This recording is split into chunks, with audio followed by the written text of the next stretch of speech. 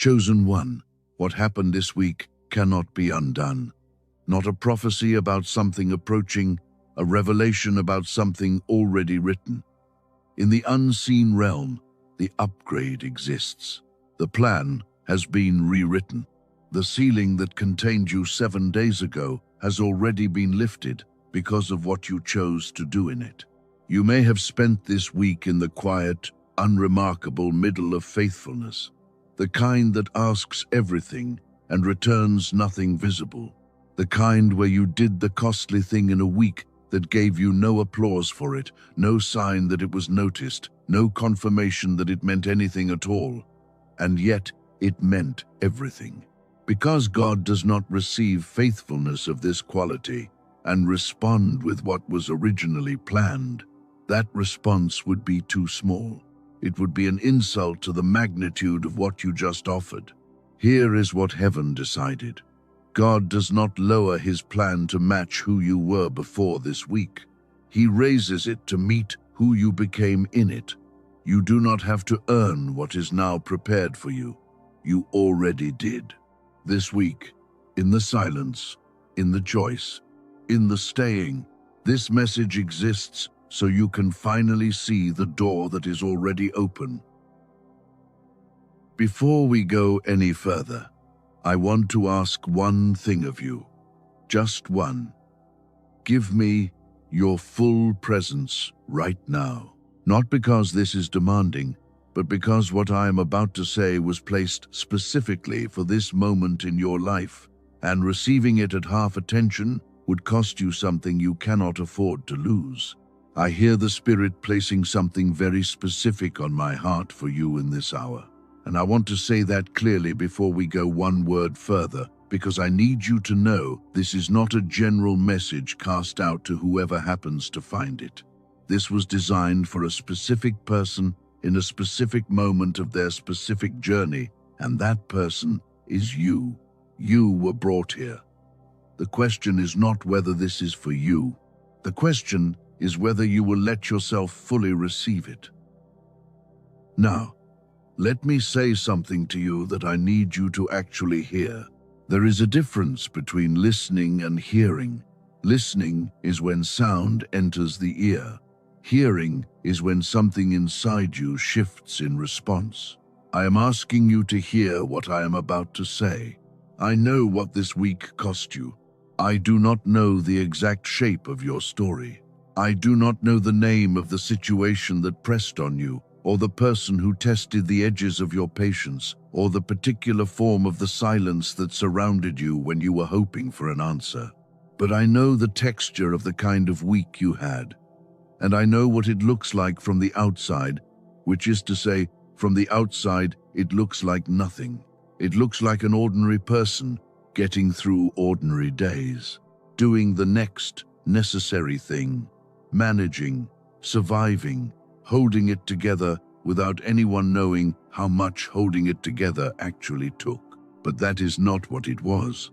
What happened this week in the interior of your life was anything but ordinary, and heaven has a record of it that is far more accurate than the story you have been telling yourself about it. You did not quit when quitting would have been the most logical thing to do. There was a point this week, maybe more than one, where the evidence on the table was not in your favor, where the data, if you were being purely rational about it, pointed toward a specific conclusion. And that conclusion was, this is not working. Maybe it never will. Maybe that is information worth listening to. Maybe walking away is not giving up. Maybe it is wisdom. And you looked at all of that clearly. You did not pretend it was not there. You acknowledged it, and then you chose to stay anyway. Not from denial, not from stubbornness, from something that lives deeper than either of those things. Something that said, not yet, hold on, this is not finished. You did not stop trusting when trust felt like it had nothing left to stand on. There is a particular kind of weight that comes from choosing to believe in something that has produced no visible evidence for its existence, in a very long time. It is not the sharp pain of a single disappointment. It is the slower, quieter, heavier pain of carrying a belief day after day in conditions that offer it no support. You carried that this week, through days that gave you nothing to point to and say, "See, there it is, there is my proof." You carried it anyway, and you did not put it down. You did not give in to the bitterness that had every legitimate right to be there. Because you have been waiting, and if we are being honest with each other, the waiting has been long enough that anger would not just be understandable, it would be justified. Pulling back, going cold, building the walls back up to protect yourself from more of the same, that would make complete sense given what this season has asked of you. And yet, you did not do that. There is a part of you that stayed soft, that stayed open, that refused to go hard in the places that had the most reason to. That is not naivety. That is one of the rarest and most costly forms of spiritual discipline there is. You did not take the version of the choice that was smaller and safer and easier. There was a fork in the road this week, and you could see both paths. The smaller path, the one that would have been perfectly acceptable, the one that asked less of you and would have cost you very little, and that no one would have blamed you for choosing. And the larger path, the one that required something real, something you were not entirely certain you still had, and you chose the larger path. You stepped toward the thing that demanded more. And that choice, that specific choice in that specific moment, did something in the unseen that you are only beginning to understand. You showed up for something when no one was watching, and there was nothing in it for you in that moment. The most powerful acts of faithfulness almost never have an audience. They happen in the private hours, in the rooms that are empty except for you and God, in the moments where no testimony will ever be given because no one else will ever know they happened. You acted with integrity in one of those moments this week. You honored something that you could have easily let slide, and no one would have noticed. The only witness was heaven, and heaven does not miss these things. It is, in fact, what heaven watches most closely of all. Do you understand what I am saying to you? I am not offering you general encouragement. I am describing something that actually happened, something specific, something with weight and consequence. And the consequence is this: heaven did not receive what you did this week and simply feel pleased and move on. That would be too small a response for what you offered. Heaven received what you did this week and responded deliberately, structurally, in a way that has already changed what is being prepared for your life. And before I go into what that response looks like in full, I want to tell you something about why I need you to stay for this entire message.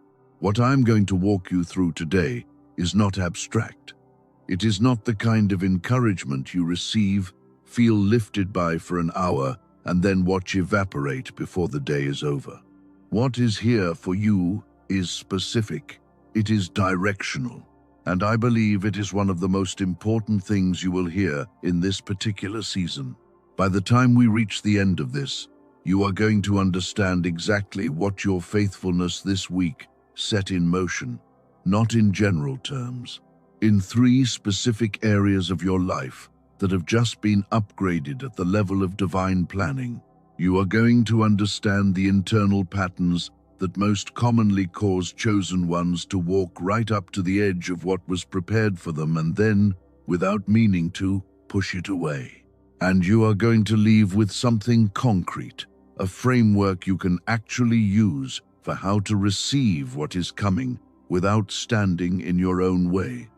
And at the very end, there is something I want to give you, something I believe you will carry with you long after this message is finished. Stay with me all the way through. This was placed here for you. Now, Let me show you what this week looked like from the other side.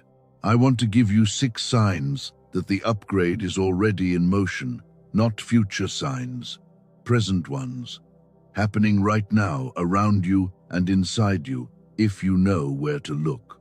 And I want to give you these not so you can run through a checklist and feel reassured for a moment. I want to give you these so that you stop dismissing what is already surrounding you as coincidence. The first sign is an interruption that turned out to be a redirection. This week, something disrupted a plan or a pattern. Something you expected to continue did not continue. Something you expected to go a certain direction went a different one. And in the moment it happened, it felt like a problem, like something going wrong, like the road closing when you needed it open. But when you look at where the disruption left you standing, you are facing a different direction than you were headed before it happened.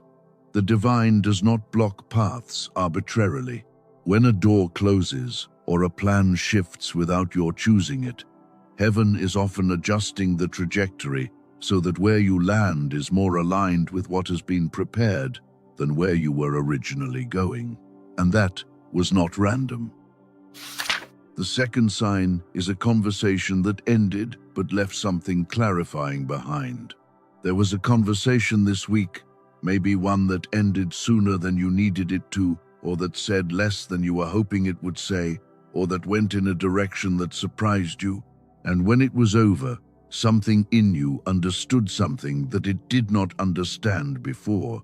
Not because of what was said, because of the space that opened when the conversation stopped. God teaches through silences and endings, as often as through words and beginnings. The understanding you received from that conversation was not accidental, and that was not coincidence.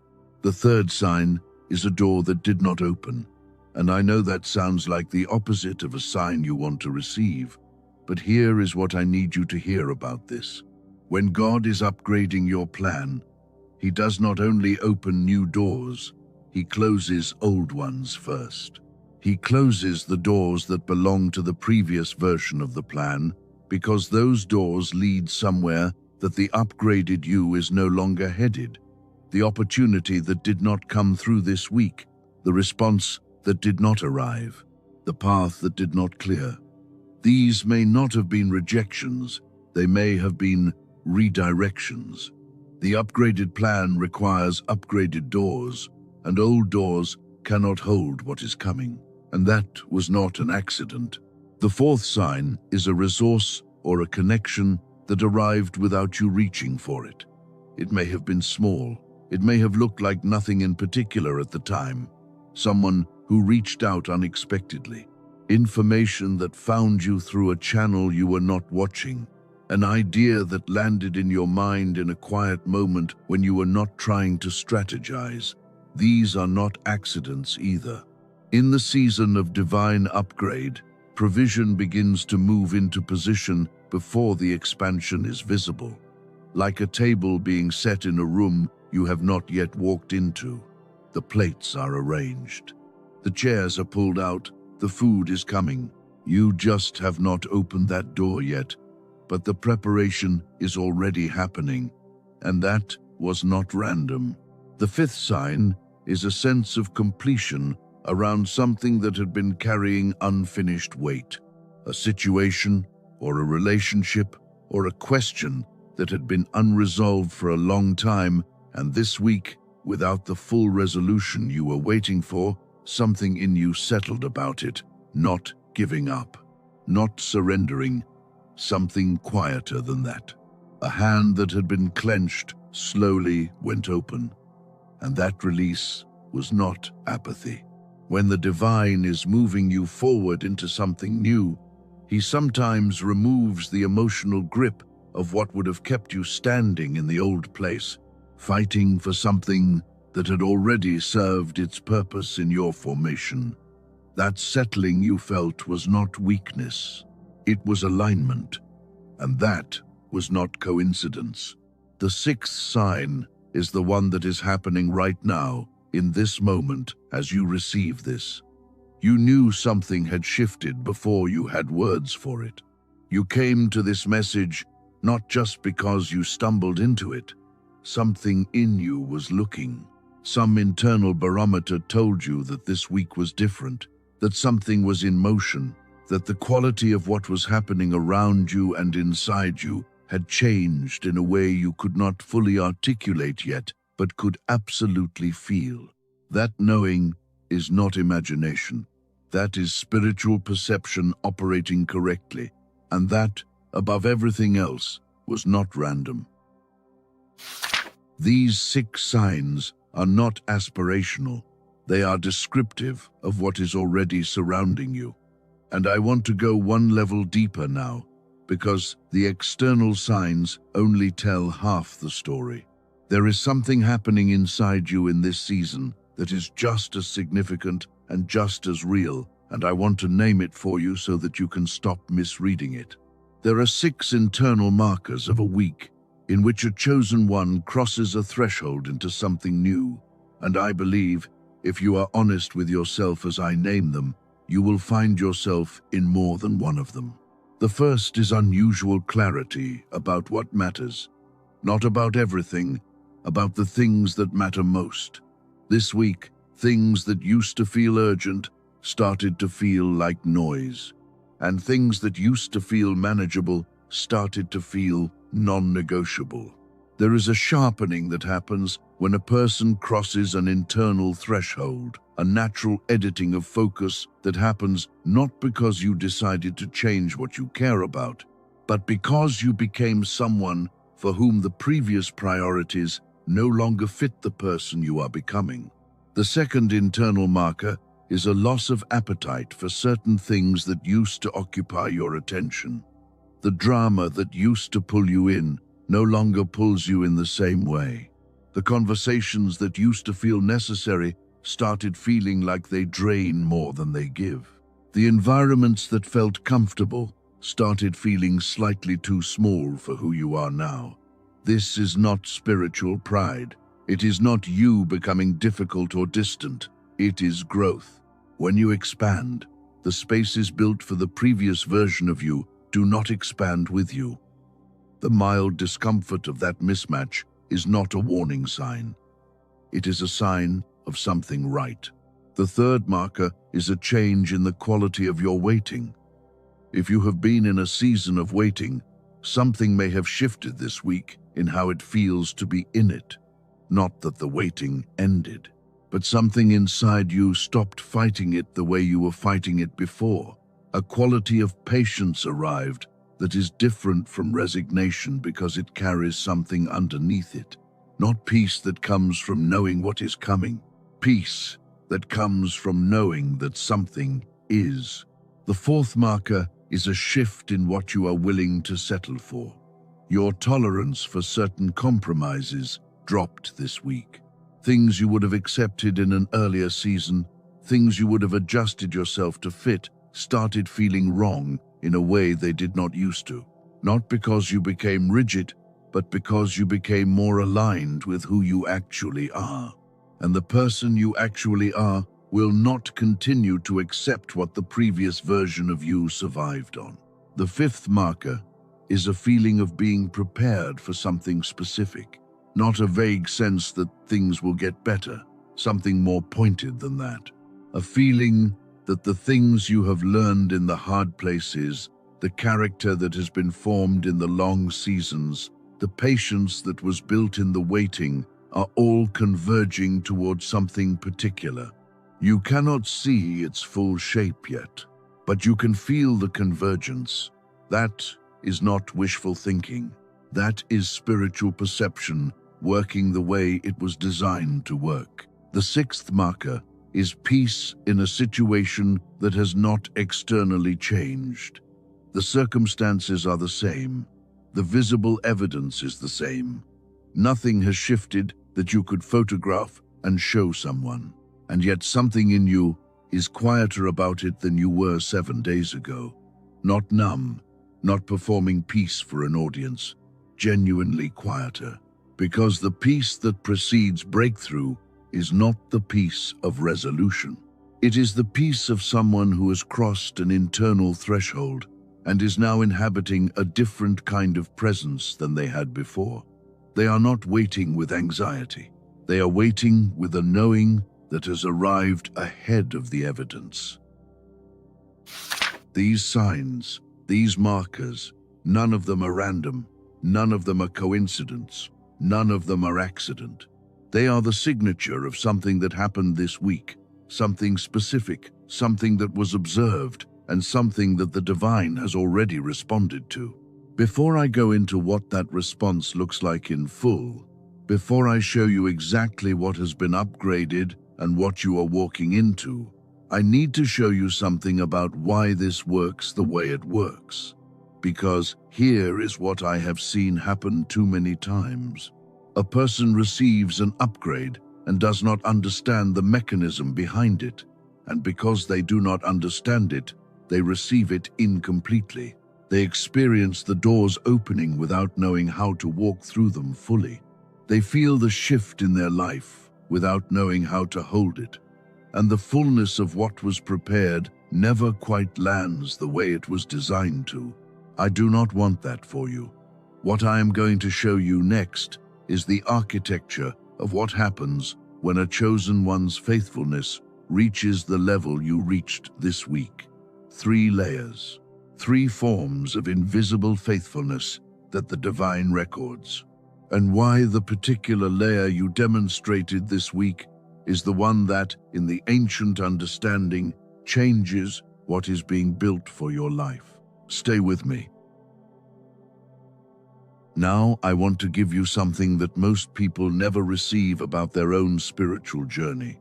Not encouragement, architecture.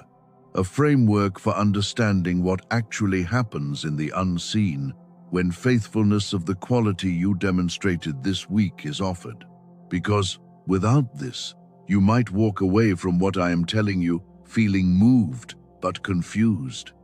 And the mechanism matters. When you understand how it works, everything about how you stand in what is coming changes. Let me start here. Nothing is wasted. I know. You have heard that before, and I know that sometimes it lands and sometimes it does not, depending on how long you have been waiting and how many times you have tried to believe it while the weight kept accumulating. But I am not saying it to comfort you right now. I am saying it because it is structurally, architecturally, literally true about the way the divine economy operates. And if you understand the structure, it will change the way you carry everything from this point forward. The divine economy does not work the same way as the human economy. In the human economy, effort that goes unrecognized is effort that disappears. If you work and no one sees the work produces nothing you can point to. If you sacrifice and no one acknowledges the sacrifice, it leaves no measurable trace. In the divine economy, that logic is exactly reversed. What goes unseen by everyone around you is what is recorded most clearly in heaven. What costs you the most in the hidden places is what produces the largest return in the plan, not because God is secretive, because the kind of faithfulness that happens when no one is watching is the only form that cannot be performed. You cannot manufacture it for an audience. It is either real or it is not. And when it is real, the divine economy treats it as the most valuable thing you can offer. Your account changed this week, not as a metaphor, not as a hopeful frame put on difficult events. In the actual record of what is offered and what is returned, in the accounting of the divine that is more precise than any human system, what you deposited in the unseen this week is a real asset. It does not evaporate because no human eye witnessed it. It does not lose its value because no voice acknowledged it. It sits there, recorded with absolute accuracy, already earning the kind of return that no human accounting system has a category for. And here is where I want to get specific, because there are 3 distinct layers of invisible faithfulness, and most of the conversation that happens around this topic stays at the surface of it. People tell you God sees, that it will pay off, that your faithfulness matters. All of that is true, and none of it is wrong, but what I want to give you is the internal architecture. I want you to understand not just that what you did was seen, but which layer of faithfulness you demonstrated, because each layer carries a different weight in the divine economy, and the layer you demonstrated this week is the one that triggers something very specific. The first layer is behavioral faithfulness. This is what you do when no one is watching. The actions you take when there is no external accountability requiring you to take them. The commitments you honor when breaking them would cost you nothing socially. The integrity you maintain in small moments that will never be part of anyone's testimony. Every time you chose the harder right thing when the easier wrong thing was fully available, that was recorded. Every time you acted with a standard higher than your circumstances required, that was recorded. This layer builds a history of character, and the divine assesses character before it assigns elevation. The second layer is internal faithfulness. This is the layer that happens not in what you do, but in what you choose to hold.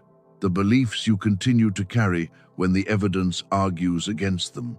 The trust you refuse to lay down when everything around you is offering you permission to let it go. The hope you protect in the interior of your own life when the world has stopped giving you reasons to maintain it. This layer is harder than behavioral faithfulness because it is often invisible even to yourself. You cannot always tell when you are doing it. You are just standing in a very dark room, and you are still standing. The third layer is the rarest. It is the most costly, and it is the one that most consistently produces what I am calling a divine recalculation. This layer is positional faithfulness. Staying in your assignment when the assignment feels empty. Remaining where you have been placed when the place has long stopped feeling like where you belong. Honoring the process when the process has not given you anything beautiful to look at for a very long time. It is not the faithfulness of one dramatic moment. It is the faithfulness of 10,000 ordinary moments across a season that most people would have quietly walked away from. And the divine records every one of those moments with a precision that human observation cannot match. This is the layer that Joseph demonstrated before Pharaoh ever dreamed a dream. I want to spend a moment here, because the ending of Joseph's story is famous. The palace, the chariot, the reunion, the restoration. Most people begin the conversation there, but the moment that made the ending possible was not the moment Pharaoh called for him. It was what happened in the 10 years that preceded it. Joseph was in Potiphar's house before he was anywhere near a palace, and in Potiphar's house he was a slave, not a recognized one, not a prestigious one.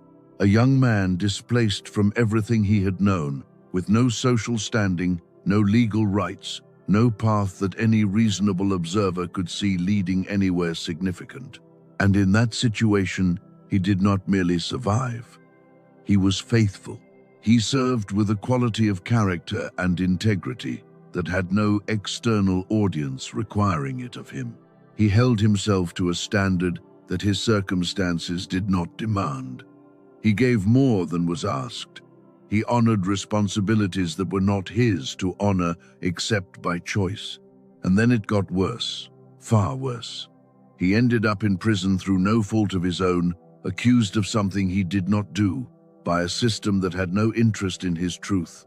And in the prison, he did it again. He demonstrated the same quality of character in a place that had every reason to make a person bitter, in a season that offered nothing but the slow and painful knowledge that the dream God had shown him years earlier seemed to be moving further away with every day that passed, not closer. That faithfulness in the prison is the moment I want you to see. because that is where the promotion was decided, not in the palace. The promotion happened in the palace, but the upgrade was decided in the prison. It was decided in the years when no one was watching, when there was no visible reason to maintain integrity, when the cost of faithfulness was everything and the visible return was nothing. The person who walked out of that prison and stood before Pharaoh was not hoping he was ready for what was being asked of him. He was ready, because the hidden years had built an interior architecture that was precisely the right size for the calling that was waiting. Your years of invisible faithfulness have been doing the same work in you. What you carried this week, specifically the positional faithfulness, the choosing to stay in your assignment when staying cost you something real, is the same pattern Joseph demonstrated in the prison. Not the same circumstances, the same interior motion, and heaven reads that motion with the same precision it read his. Now I want to give you something from the original language of the scriptures, because there is a Hebrew word I want to anchor in you before we go any further. The word is nasa. You will find it used throughout the ancient texts in different contexts, and what is remarkable about it is this: the same word that means to carry a burden, to bear a heavy weight, to lift something difficult and hold it in place, is also the word that means to be elevated, to be raised, to be promoted to a higher position. In the Hebrew understanding, these are not opposites. They are the same motion described at two different stages. To carry weight faithfully is the same motion as being lifted. The burden and the elevation share a word because they share a reality. The carrying is not separate from the rising. The carrying is what the rising is made of.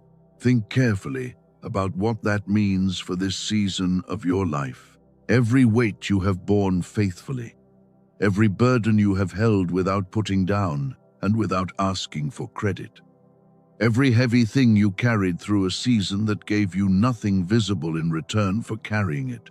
In the original language, that carrying and the elevation that is coming are the same word. They are not separate events. They are one continuous motion. You have been NASA-ing. And the NASA is not finished. It has simply moved into its next expression. There is an image I want to give you. A ship that has been loaded with cargo sits lower in the water than an empty vessel. From the surface, it looks slower, more burdened, more weighted. But the ship that sits low because of what it carries is also the most stable thing on the water. It crosses conditions that the light, empty ship cannot cross. When that ship finally reaches port, it is not welcomed as a heavy ship. It is welcomed as a ship that arrived with something of value. The weight was not the problem. The weight was the point. What you have been carrying in this season has been making you capable of crossing something. The crossing is closer than it has ever been. Here is what I need you to receive right now, not as encouragement, as structural reality. Your faithfulness this week was never invisible. It was recorded, it was weighed, it was answered. Not by a God who saw, appreciated the effort, and moved on. By a God who looked at what was offered, looked at who you had become in the offering of it, and made a decision about the plan that cannot be reversed. The plan you are walking into from this moment forward is not the original plan. It is the upgraded one, written for who you proved yourself to be this week, specific to your interior architecture, proportional to what you have carried.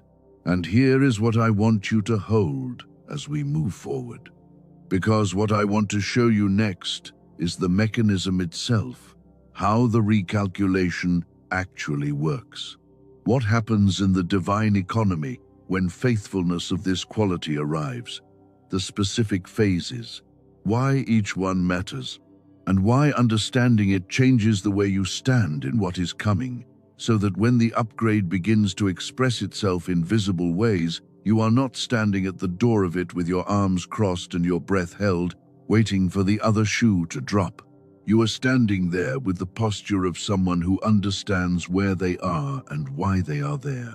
Most people who receive an upgrade receive it without this understanding, and because they do not understand the mechanism, they receive it incompletely.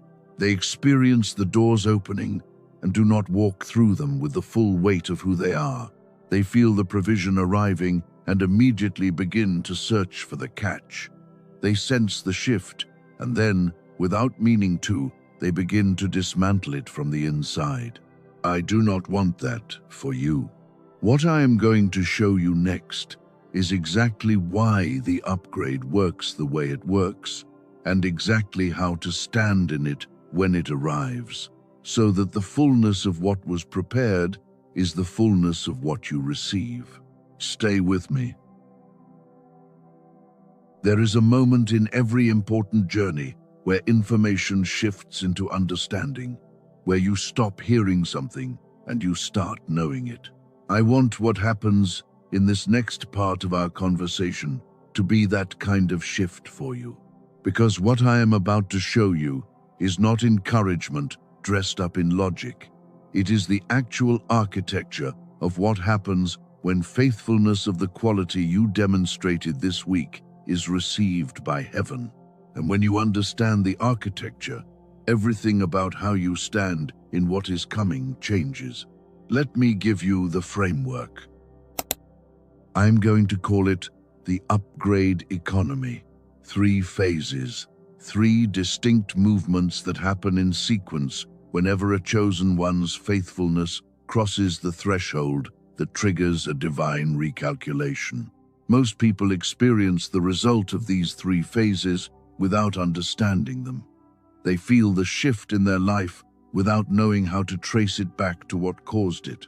And because they cannot trace the cause, they cannot fully trust the result. They receive the open door with one hand, while the other hand stays braced for it to close. I want you to have both hands free. The first phase is what I will call threshold detection. This is the moment when the faithfulness you have been offering, quietly, consistently, across days and weeks and sometimes years, accumulates to a point that the divine registers as a crossing, not a single dramatic act. Think of it more like a river reaching the top of a dam.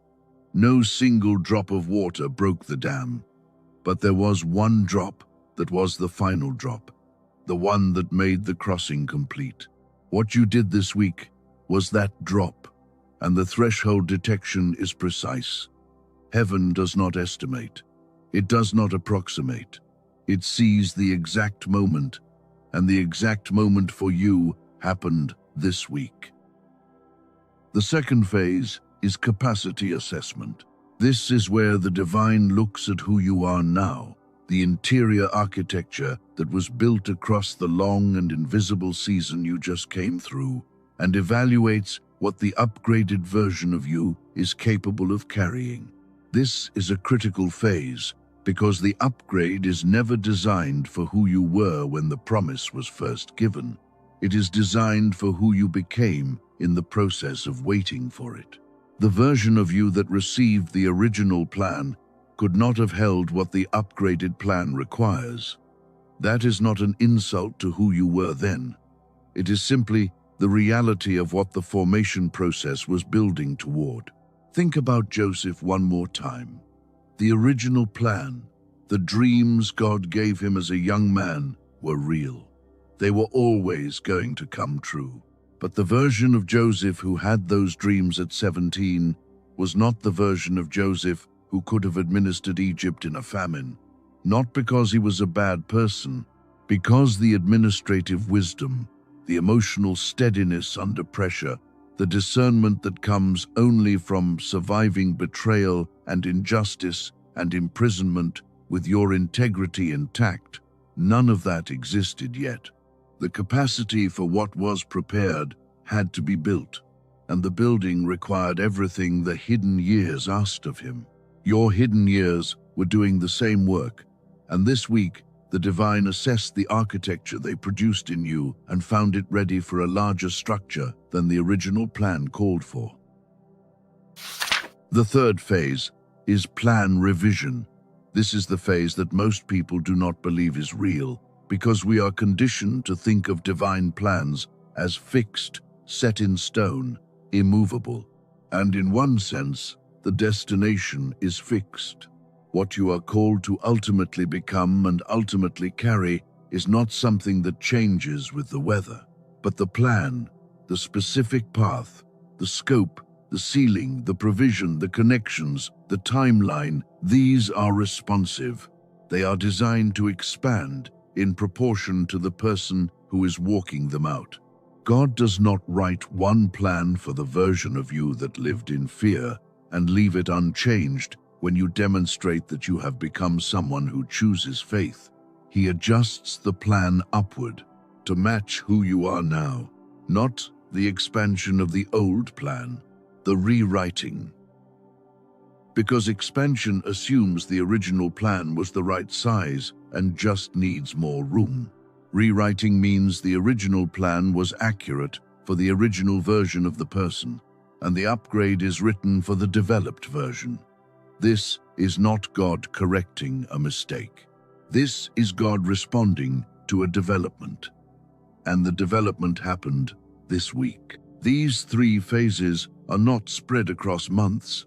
They happen in the moment the threshold is crossed. Phase 1, 2, and 3 operate simultaneously in the unseen in the moment your faithfulness reaches the required depth, which means the revision of your plan is not coming. It already happened. The new version of what God is building for your life is already written. You are simply in the space between the writing and the revealing. Now, I want to show you something about David that I believe is the most important part of his story that almost never gets taught. Everyone knows that David killed Goliath. That is the famous part. The stone, the sling, the giant falling, a young shepherd boy defeating the warrior that the entire trained army of Israel was too afraid to face. It is one of the most repeated stories in the history of human civilization, and what is usually said about it is that David had extraordinary courage, that his faith was greater than his fear, that he trusted God when everyone else was frozen. All of that is true, but I want to show you something underneath it, because the reason David was able to do what he did on that battlefield was not something that started on that battlefield. When David stood in front of Goliath, he said something that I want you to hear very carefully.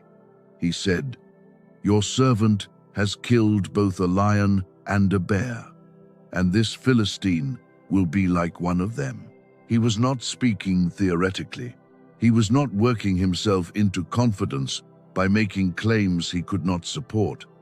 He was speaking from a private history, from a record of faithfulness that no one in that army knew about, from battles that were fought in the fields at night, alone, with no audience, with no reward, with no one to call a witness to what happened out there in the dark with the sheep. The lion and the bear were not warm-up acts. They were the actual formation ground for the moment that would define his public life. He was faithful in the hidden season with the same quality of faithfulness that he would later demonstrate in the visible one. And the God who watched both battles treated them with the same level of attention. The private battles were not less real to heaven than the public one. They were the prerequisite for it. What you did this week is your lion and bear moment. Not the Goliath, not the public testimony, not the visible breakthrough, the quiet private battle that you fought and won and that no one will ever know about, except heaven. And heaven treated it with exactly the same precision it used to track David's formation. And now heaven has made the same assessment of you that it made of him. This one is ready for what is being prepared, and the plan is being revised accordingly. There is something else I want you to understand about David. Between the moment Samuel anointed him in private, in his father's house with his older brothers standing around, not fully understanding what they were watching, and the moment David actually sat on the throne that was promised to him, years passed. A long span of time during which the anointing was real, the promise was active, the calling was genuine, and none of it was visible yet in the way that would make someone say, "Yes, there he is. There is the king." He spent years running, years in the wilderness, years in caves and on the move, years carrying a calling that had been deposited in him in private and had not yet expressed itself publicly. And in all of that time, what did he do? He did not perform his faithfulness for an audience. He could not. The audience was not there. He did not manufacture evidence of the calling or force the timeline or try to take by his own strength what God had promised to give him. He had opportunities to take the throne by force, and he declined them, not from weakness, from an understanding that the plan has a timing that is not yours to manufacture. He held the promise without holding it so tightly that it became about his ego and his impatience rather than about what God was doing. And the years in the wilderness were not wasted years. Every single one of them was forming something in him that the throne would require. This week, you demonstrated Davidic faithfulness, the kind that does not announce itself, the kind that does not demand a witness, the kind that holds the promise with open hands and keeps walking forward even when the path is not lit past the next step. And heaven received it the way heaven always receives that quality of faithfulness, with a response that is proportional to the offering. Now let me give you something from the original language of the ancient texts, because there is a word I want you to carry out of this conversation with you. The prophet Joel records a divine declaration, the word that gets translated in most versions as restore. I will restore to you the years. Most people hear that and think, okay, what was taken is going to be returned. What was lost is going to come back. And that reading is not wrong, exactly, but it is significantly smaller than what the original word actually means. The Hebrew word is shalam. And shalam does not mean to replace. It does not mean to return the same thing that was taken. Shalam means to make complete, to pay back with interest, to settle a debt in a way that leaves the one who was owed not just whole, but better than whole. In ancient legal contexts, shalam carried the weight of restitution, not restoration, not giving back the exact amount that was stolen, paying back more than was taken because the taking itself created an obligation that simple replacement cannot satisfy. When God said through Joel that he would restore the years, he was not saying, the years you lost in the waiting will be given back. He was saying, I am going to shalam you for the years. I am going to settle the account in a way that when you see the return, the time and the cost and the weight of the waiting will look small by comparison to what was released in exchange for it. Let me give you a picture for this. Imagine a court case. A thief broke into your house and took something worth $100. The court finds the thief guilty, and then the court does not order the thief to return $100. The court orders the thief to pay restitution, $200, $300, because the crime was not just the taking of the item, it was the violation, the disruption, the cost of the time spent without it, the suffering of the loss itself. All of that goes into the restitution calculation, and the final number is always larger than the original loss. The divine economy operates on shalam. God is not returning to you what the delay cost you. He is paying you back with interest for every season of faithfulness that appeared unrewarded. Every year, that felt like loss. Every month that looked like nothing was happening. Every day that you carried the promise without seeing the evidence. Every single one of those days went into the Shalam calculation.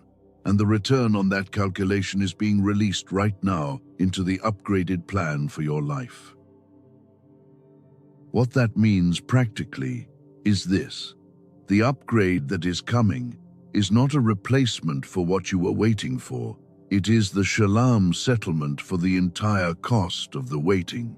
And the settlement is always larger than the original promise would have been if it had arrived on the timeline you were hoping for. The delay was not the enemy of your destiny. The delay was the mechanism by which the settlement grew. That is not a comfort phrase.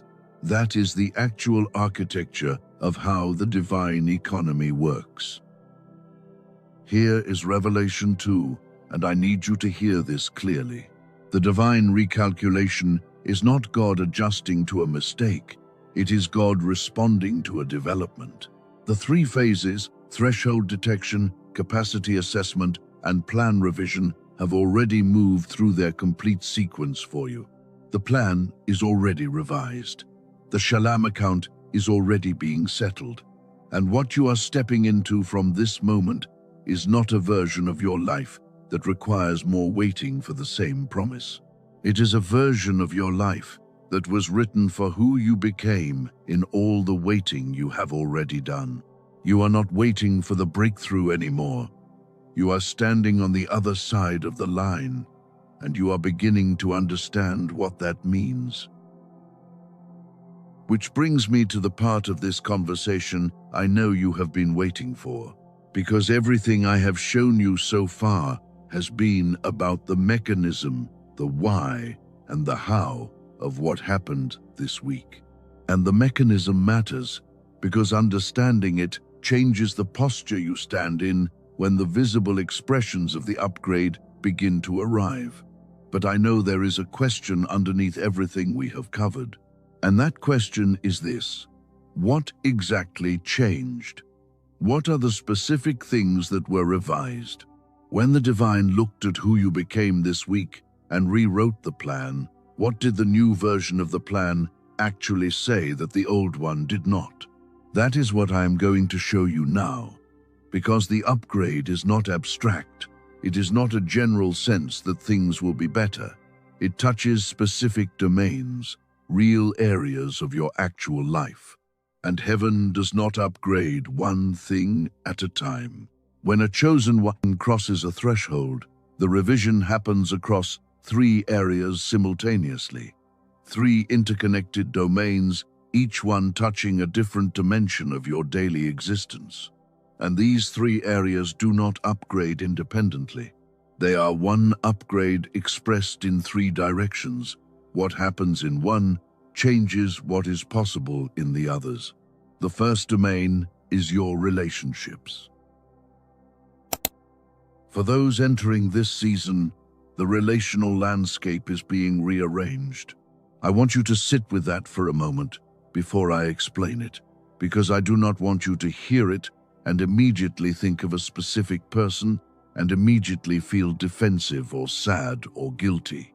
I want you to hear it first as a structural reality, something that happens as part of the mechanics of elevation, not as punishment, not as evidence that something went wrong, as a consequence of growth. When something grows, the container that held it before the growth can no longer hold it the same way after. That is not a problem. That is physics. And what is true in the physical world is equally true in the relational one. The people, the dynamic, the pattern of connection that was the right fit for the version of you that existed before this week is not automatically the right fit for the version of you that exists now. And heaven, in the process of upgrading your plan, is also gently repositioning the relational elements of your life so that who is around you begins to align with where you are going rather than exclusively with where you have been. Some of this will look like distance where there used to be closeness. Some of it will feel like drift that you cannot explain and did not choose.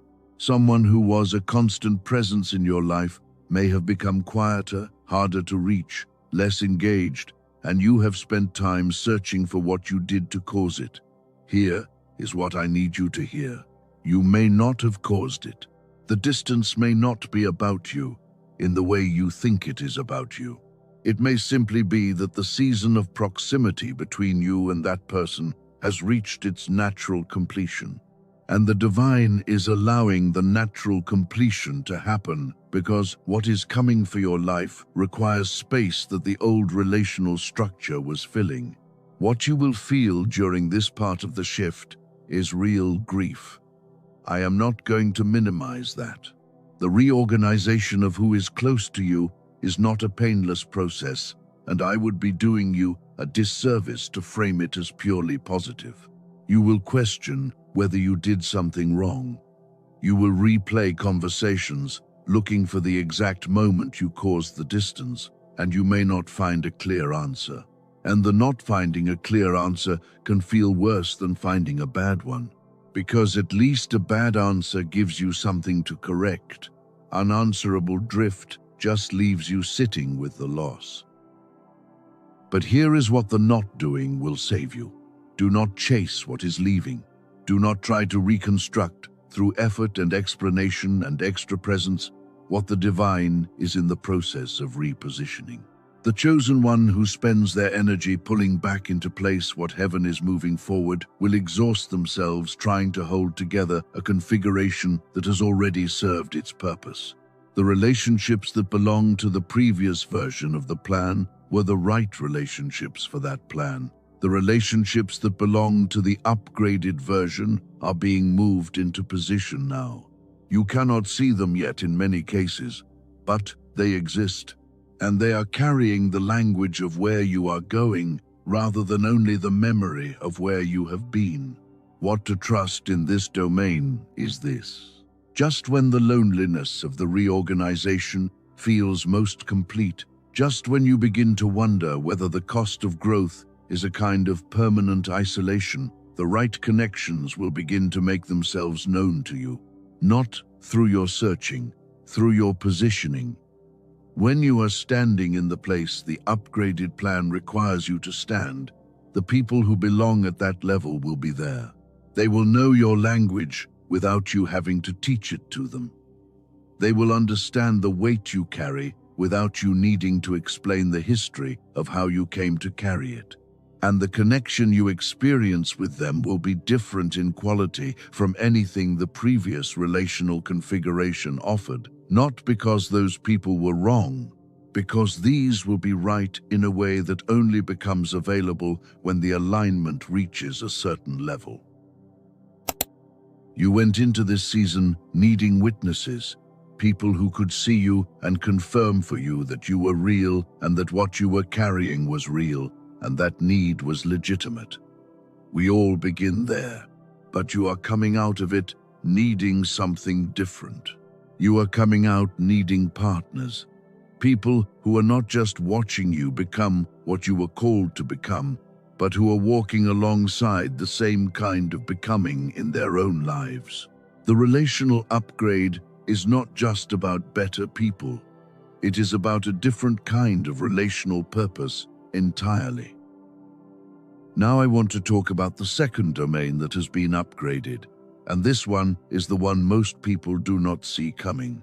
Because when most people imagine a divine upgrade, they imagine what they receive. The provision, the breakthrough, the circumstances shifting, and that is real, and we are going to get there. But the second domain is not about what comes to you. It is about what is now being asked of you. And that distinction changes everything. The upgrade to your purpose is about the scope of your assignment.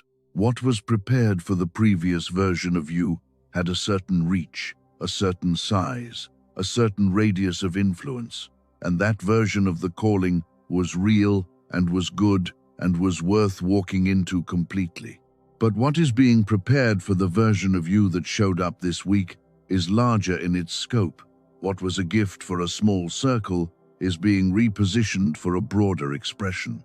What was a purpose that operated quietly in a contained environment is being prepared for a visibility that the previous version of you could not have handled with the stability it requires. What you will feel during this shift is something I want to name specifically because I do not want you to misread it. The feeling is a specific kind of fear, not the fear that something is going wrong. The fear that something is too right, too large, too far outside the zone of what feels manageable. The moment you begin to see the scope of what is being asked of you in the upgraded plan, there will be a part of you that wants to negotiate it back down to a size that feels safe, that wants to find a version of the calling that fits inside the container of the life you already know how to live. That wants the bigger thing, but in a smaller package. That impulse is not wisdom. It is the nervous system's response to expansion, and it is completely understandable. But do not let it be the voice that makes the decision. Because here is what is true about that fear. The chosen ones who received an elevated calling and did not feel afraid of it are not the ones whose stories are worth telling. The ones whose stories endure are the ones who felt the full weight of what was being asked, who saw clearly how much larger it was than they felt ready for, and who stepped forward anyway, not because the fear was gone, but because something underneath the fear was louder. The fear of an expanded calling is not evidence of unworthiness. It is evidence of an accurate understanding of how significant the calling is. A person who feels no weight when handed something heavy is either carrying it wrong or does not understand what they are holding. Your fear is not a red flag. It is a sign that you understand the weight, and the one who understands the weight is exactly the right person to carry it. What not to do in this domain is this. Do not return the assignment. Do not negotiate the scope of what is being asked back down to something that fits inside your current comfort. The chosen one who argues the calling down to a manageable size is the chosen one who spends the rest of their life wondering why the fullness of what was prepared never quite arrived. It did not fail to arrive. It was declined at the door in the moment when it was offered, and it felt too large. And what to trust is this: the expanded scope of your assignment will not arrive without the expanded capacity to carry it. You will not be handed something that is genuinely beyond what you have been built for. What feels too large right now is only too large for the previous version of you, for the version of you that exists as a result of this week and everything that formed you before it. The scope is exactly right. Not comfortable, exactly right. There is a difference between those two things. Comfortable means easy. Exactly right means suited to the specific architecture of who you actually are. Not every assignment is supposed to feel comfortable. Some of the most precise callings in history felt like a complete mismatch to the person who was carrying them when they first received them. Moses said he was not a speaker. Gideon said he was from the weakest family in his tribe. Esther said she was not positioned for what was being asked of her. And in every case, the assessment they made of themselves was accurate from their own perspective. It was only inaccurate from heaven's perspective, because heaven was looking at who they were being called to become in the carrying of the assignment, not who they already were before it. You are being looked at by heaven in the same way right now, not as the person you know yourself to be from the inside, as the person you are becoming in the carrying of what you have been given. Now the third domain, the one that perhaps you have been most aware of and most weary around and most careful about hoping for, because you have hoped for it before, and the hoping has had its costs. So I want to approach this one carefully. not to diminish what I am about to tell you, but because I want you to receive it with the kind of clarity that allows it to actually land, rather than getting filtered through the defense your history has built up around this particular area. The provision that supports the upgraded plan is being repositioned. Not given yet in most cases. Repositioned. There is a difference, and the difference matters. Repositioned means it is being moved into alignment with the upgraded version of the plan. It already exists. The resources exist. The opportunities exist. The connections that carry provision exist. They are not being created from nothing in response to your need. They are being moved, like pieces on a board being arranged ahead of the moment when the play is made. Like a table being set in a room you have not yet walked into, where the meal is being prepared, and the chairs are being arranged, and everything is being placed in its exact position before the door is opened and you are invited to enter. What you will feel during this phase of the shift is a kind of pressure that I want to name accurately because I do not want you to misread it. It feels like tightness, like everything is holding its breath, like the space between where you are and where you need to be is not closing fast enough, and the gap itself is creating a weight that presses on you from the inside. You may be feeling something like that right now. Not a panic, something quieter than that but heavier. Like the last few moments before a storm breaks, when the air has a particular quality to it and something in you recognizes that things are about to change but cannot tell you exactly when. That feeling is not a warning sign. That feeling is the natural pressure of the moment before the release. It is the sensation of a dam at capacity, not a dam that is failing. The pressure is greatest not when nothing is happening, but when what is coming is closest. And the provision that is moving toward you is closer than it has been in a very long time. What not to do in this domain is perhaps the most important thing I am going to say in this section. Do not manufacture provision. Do not force a door open by applying effort in a direction that has already been completed in you. There is a version of striving that is faithful action, and there is a version of striving that is actually a form of not trusting the process. Knowing the difference requires discernment. The rule of thumb I want to give you is this. If the effort you are considering requires you to be someone other than who you are, or to position yourself in a way that compromises the integrity you demonstrated this week, it is the wrong kind of striving. The provision of the upgraded plan is designed to meet you as who you are, not to reward you for successfully performing a version of yourself that is not fully real. And what to trust in this domain is this. The provision that is coming will not look like what you were expecting. It will come through channels you were not watching. It will arrive in a form that surprises you. It will have a quality of unexpectedness to it that is actually one of the signatures of divine provision at this level. When it arrives exactly the way you planned for it to arrive, through exactly the door you were standing at, with exactly the face you recognized, that is one kind of provision, good provision. But the provision of the upgraded plan tends to arrive from a direction you were not fully monitoring, because the upgraded plan is not limited to the strategies you could have developed for the previous version of your life. It is operating on a larger map than the one you were using. For those in this season, I want to say this. The breakthrough in the area of provision is not years away, but it may not look the way you have been imagining it.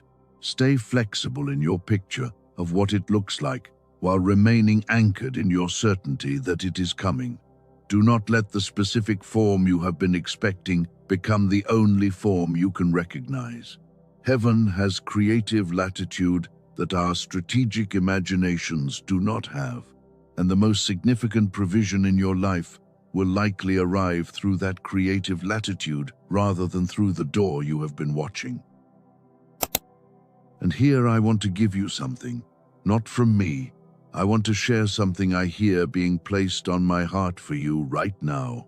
A word I believe belongs specifically to this moment in this message for the person who has been carrying the weight of provision for longer than they expected to carry it.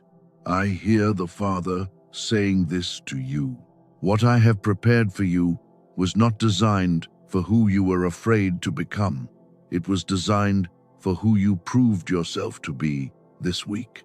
The provision you have been waiting for was always tied to this version of you, not the earlier one. The earlier version could not have stewarded what I have prepared. And I was not withholding. I was waiting for you to become the one who could hold it. You became that this week. And what was held in reserve for the upgraded version of you is now in motion. Reach for it. Not with anxiety, with the open hands of someone who knows what their faithfulness just produced. It is already yours. 3 domains, 3 simultaneous expressions of one upgrade. Your relationships are being reorganized for the level you are entering. Your purpose is being expanded for the scope your formation has prepared you to carry. Your provision is being repositioned for the version of you that exists on the other side of what you chose this week. And all 3 of these domains, everything that has just been named, everything that has just been described, every specific movement that is already in motion in your life right now, all of it rests on something, a foundation, a single thing that determines whether the fullness of what has been prepared actually lands in your hands, or whether it arrives and gets released before it can take hold. There is one more revelation, and it is the largest one, the one that recontextualizes everything I have just told you. Because if I closed here, you would walk away understanding what God changed in your plan. And that is real, and it is significant, and I do not want to diminish it. But the fullest truth of what happened this week is not about what God changed in your circumstances. It is about something that cannot be reversed, cannot be taken back, cannot be altered by anything that happens between now and the end of your life. And that truth is what comes next. I want to take a breath before I give you this, because what I am about to say is the thing that changes how you understand everything we have covered. And I do not want to rush it. I do not want to hand it to you quickly and move past it. I want you to actually receive it. So stay with me here, right in this moment, because we are standing at the center of what this entire message was built toward. You might think that what I have been building toward is a complete picture of what God changed in your plan. The 3 domains, the relationships reorganizing, the purpose expanding, the provision repositioning. And those things are real. Every single one of them is real, and it is happening, and it is specific to your life right now. But if I closed here, if I let you walk away with those 3 domains as the fullness of what I wanted to give you, I would have given you the shadow of the truth and left out the truth itself. Because here is what I have not yet said. The upgrade is not primarily about what God changed in your plan. The upgrade is about who God confirmed you to be. Stay with that. Do not move past it too quickly, because there is a version of that statement that lands as a warm sentiment, as something you hear and feel briefly moved by, and then set aside. And there is a version of it that lands as the most structurally important thing anyone has ever said to you about your own life. I am going for the second version. And to get there, I need to say something that most conversations about divine blessing never say. The circumstances of your life, the doors and the provisions and the connections and the opportunities, all of those things are the shadow of something. They are not the primary thing. They are the expression of the primary thing. The primary thing is you, who you are, who you have become, the interior architecture of the person that your formation built across every season of waiting and faithfulness and hardship and choosing. Circumstances are always downstream of identity. What happens around you is a reflection of who you are becoming within you. And that means the external upgrade is inevitable, but it is secondary, because the primary thing has already happened, and it happened this week. You thought the upgrade was what God changed in your plan. The upgrade is who you became in it. You thought it was the new ceiling. The new ceiling is a consequence. The upgrade is the person who now exists underneath it. You thought it was the open doors. The doors are a consequence.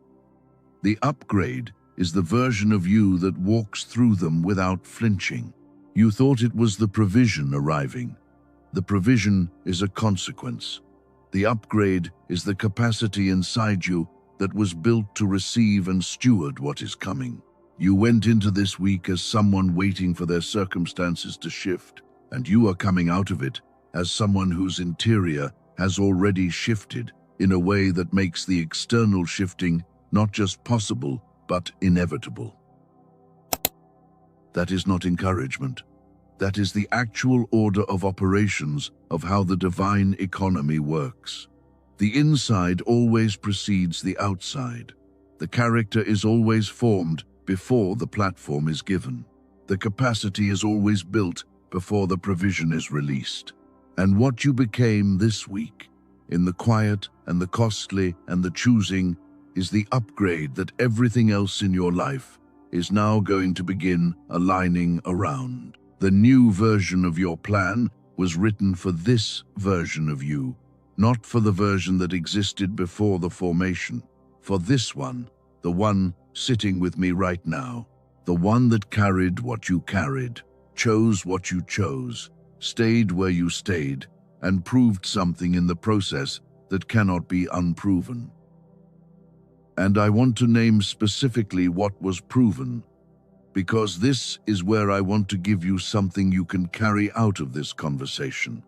Not a general sense that you are chosen, a specific understanding of which expressions of who you are were operating at the highest level this week, which archetypes you demonstrated, which dimensions of your calling were most visibly alive in what you did.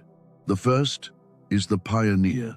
A pioneer is someone who goes first, not because the path is safe, not because someone else has confirmed that the road holds, but because something in them is constitutionally incapable of waiting for permission to move toward what they can see that others cannot yet see. And the pioneer's movement, the choice to step onto uncharted ground, is not just for themselves. It is for everyone who will eventually follow. The pioneer takes the path so that others behind them will have evidence that the path can be taken. What you did this week was a pioneer move. You chose something that had no precedent in your immediate environment. No one around you had walked that exact road. No one could hand you a map and tell you it was safe. And you moved anyway, not blindly, not recklessly, with the quiet, grounded confidence of someone who knows that the forward direction is right even when the forward direction is unknown. That is not common. That is a specific gift, and heaven treats it as one. The second is the spiritual warrior. A spiritual warrior does not fight with aggression. A spiritual warrior fights by holding ground, by refusing to be moved from a position that is true and right, even when the pressure to abandon that position becomes significant. The spiritual warrior's weapon is not force, it is steadiness. The kind of steadiness that absorbs pressure without collapsing, that remains rooted in what it knows is right, while everything around it tries to convince it otherwise. That holds the line not out of stubbornness, but out of a deep, settled, knowing that this ground is worth standing on. You were a spiritual warrior this week. There was pressure to move. There was pressure to compromise, to concede, to quietly release something you should not have released. And you did not. You held the position, not loudly, not dramatically, with the quiet authority of someone who has learned that the ground they are standing on is real and worth the cost of staying on it. That kind of holding is not passive. It is one of the most active things a person can do, and heaven watched you do it. The third is the cycle breaker. There are patterns that exist in families, in relational systems, in inherited ways of responding to pain and difficulty that travel across time like currents in water. They do not announce themselves. They simply show up, generation after generation, disguised as normal, as the way things are, as the only available response to the situations that trigger them.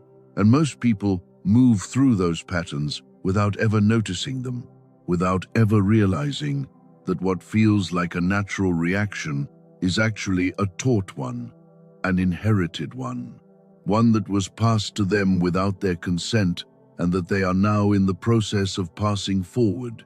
What you refused to do this week broke something that, before you, had been repeating, a pattern of response that your history would have justified, that your circumstances would have supported, that no one would have blamed you for continuing, and you did not continue it. You chose differently, not because it was easy, because something in you recognized that the old pattern was not yours to carry forward, that it ends with you. That kind of choosing does not just affect your life, it changes the trajectory of everyone who comes after you, and heaven records it with the weight it deserves. The fourth is the builder. A builder is someone who creates things that outlast the moment, not just solving the immediate problem, but constructing something that will still be standing long after the moment of construction has passed. Builders think in structures, in foundations, in things that are worth doing carefully because they are worth doing for longer than today.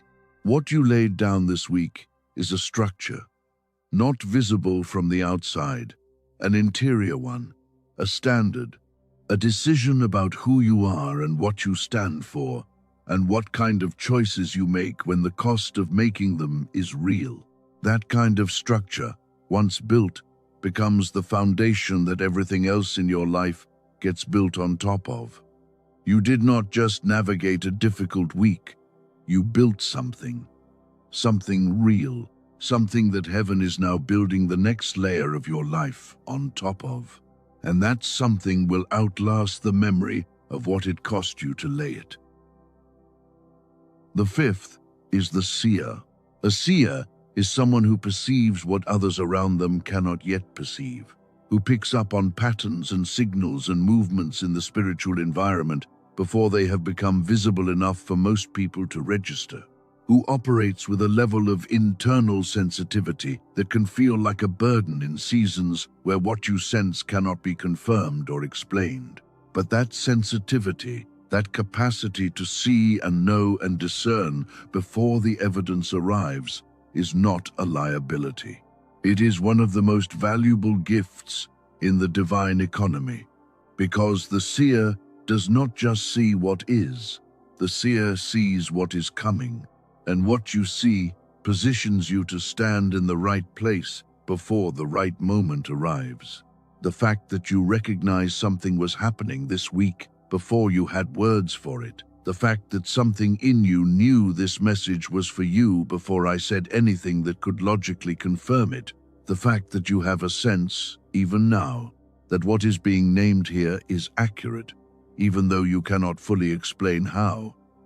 You know, that is the seer gift operating exactly as it was designed to operate. And the upgraded plan that is being built for your life was designed for a seer at the helm of it, because what is coming is going to require exactly that quality of perception to navigate well. These 5 things are not things you are working toward. They are things you already are. The week that just passed was not you becoming these things. It was you demonstrating them at a level that heaven could not respond to with the original plan. Not because the original plan was small, because the person who showed up this week is larger than the original plan was drawn for. And here is what I want to say to you now, not from me. I want to share what I hear being placed on my heart in this moment, for you specifically.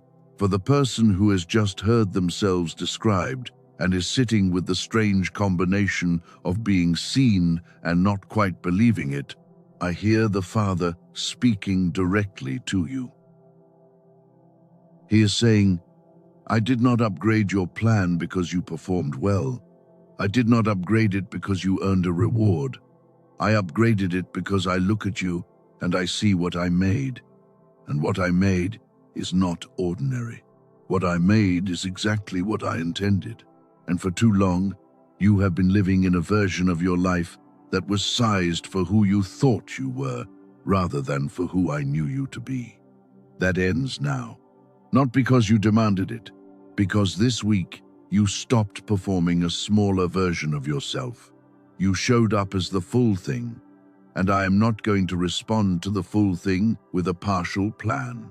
What I have prepared for you from this point forward is proportional to who you actually are. Not who you were afraid to be, who you proved you are. Come, step into it. I will be there when you do.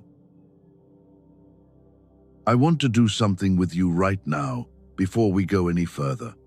And I know you may be sitting or lying down or moving through something. You do not need to change your position. You do not need to do anything externally. What I am asking for happens entirely on the inside. In your mind, I want you to do one thing. Just one.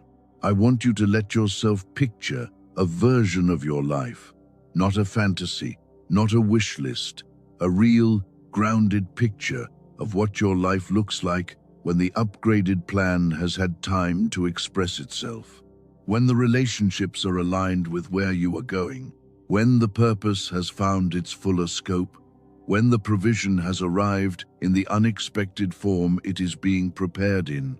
I want you to picture yourself standing in that version of your life, not straining toward it, not longing for it from a distance, but actually in it, standing in it with both feet, with a quality of settledness, not because everything is perfect, but because you are in the right place. Because the version of you that exists there is the version of you that you recognized when I described the pioneer and the warrior and the cycle breaker and the builder and the seer. In your mind, I want you to let that picture exist for just a moment without arguing with it, without immediately listing the reasons it is not realistic, without the internal voice that starts calculating all the things that would have to happen first. Just let the picture exist.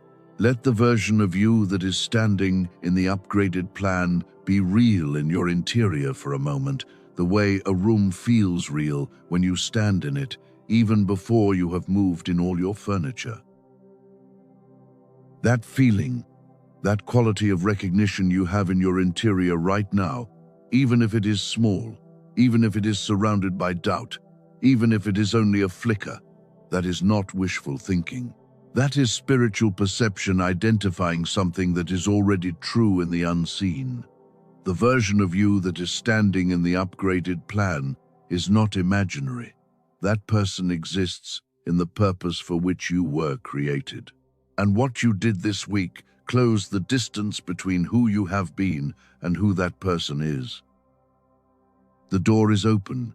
You just walked up to it and realized it was already open. And now the question is not whether you are ready. The question is whether you will walk through it with the full understanding of who you are, or whether you will walk through it while still arguing with yourself about whether you deserve to be there. I want to help you walk through it, knowing exactly who you are. And that is what the rest of this conversation is for. Because there is something I have not yet talked about, something practical, something that exists at the intersection of the spiritual reality we have been standing in together and the daily, lived, neurological experience of being a human being who is trying to receive and hold something significant. Because understanding the upgrade at the level of the spirit is one thing. Operating at the frequency that the upgraded plan requires in the day-to-day, in the body, in the brain, is another thing entirely. And the gap between those two things is where most chosen ones lose what was prepared for them. I want to close that gap for you. And it is going to require me to tell you something that lives at the place where science and spirit meet. Something that I believe was placed in my path for a reason, and that I would be doing you a disservice not to share. Stay with me. There is a state that every human brain is capable of entering, a frequency. Scientists who study it call it the gamma brainwave state. And when I describe it to you, I want you to notice whether something in you recognizes it. Not from a textbook, from memory. It is the state of flow. The state where the right answer comes before you finish forming the question. The state where connections between ideas form faster than you can write them down. Where your intuition is operating at a level that almost feels unfair. Where the creative solutions arrive, not through effort, but through a kind of receptivity that makes effort feel beside the point. You have been in this state before. Most of you were in it consistently as a child. You learned quickly. You felt things deeply and accurately. You had a quality of aliveness to your mind that made the world feel larger and more possible than it would later come to feel. That was gamma. That was your natural state before the world began to talk you out of it. Researchers studying this brainwave state have found that children carry it naturally. And somewhere around the age of 7, as the formal systems of education and structure and performance begin to reshape how the brain operates, the gamma frequency begins to diminish. Not disappear, diminish. The capacity is still there. The hardware is still installed, but the signal weakens, and over years and decades, most people settle into a lower frequency state and forget that the higher one was ever accessible. Scientists who study this call it the decline effect. And what the research shows is not that you permanently lost something, it is that something was suppressed, something that still exists inside you, something that is waiting to be reactivated. Now I want to tell you something specifically about those of us who carry a chosen one calling, because the decline effect does not hit everyone the same way. For the person who was born with naturally higher gamma activity, which describes the chosen one more accurately than it describes most people, the loss is sharper. The gap between who you were at 7 and who you became under decades of lower frequency living is wider. The distance between the version of yourself that felt magical, capable, creative, intuitively connected to something larger, and the version that has been showing up day to day in this season, the distance is not your failure. That is the distance of gamma suppression in a person for whom gamma was the primary language. This is why you feel it more than other people seem to. Why the weight of this season has been heavier than it looks to the outside. Why the sense of I was made for something larger is not arrogance, but an accurate interior reading of the distance between your natural frequency and the frequency the world has been running you at. And this is where I have to tell you something that I came across that I believe is connected to everything we have been talking about today, connected to the upgrade, connected to operating at the frequency that the upgraded plan requires. Because the upgraded plan was written for a version of you operating at full capacity. And full capacity requires the receiver to be tuned to the right signal. There is a neuroscientist named Dr. Robert Lake, 34 years of research, work that builds on findings from some of the most serious research institutions on the planet. And what he spent the better part of his career developing is a way to guide the brain back to the gamma state, not through years of meditation practice, not through equipment that costs as much as a car, through 7 minutes of precisely designed audio, listened to through headphones, that uses something called brain entrainment to guide the brain's frequency back toward the state it was born in. 7 minutes. That is what Dr. Lake compressed 3 decades of neuroscience research into. A single audio track, 7 minutes long, that your brain responds to the way a tuning fork responds to the right pitch.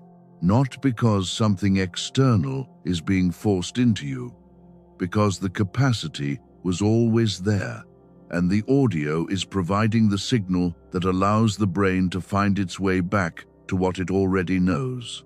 He called it the genius song, and when I encountered it, the first thing I thought about was the chosen one, who has been carrying this season in a brain running at a fraction of its designed frequency. The chosen one who has been trying to receive divine upgrades through a receiver that has been tuned down. The chosen one who senses more than they can name, who knows more than they can explain, who has moments of extraordinary clarity and then loses the signal again before they can act on it.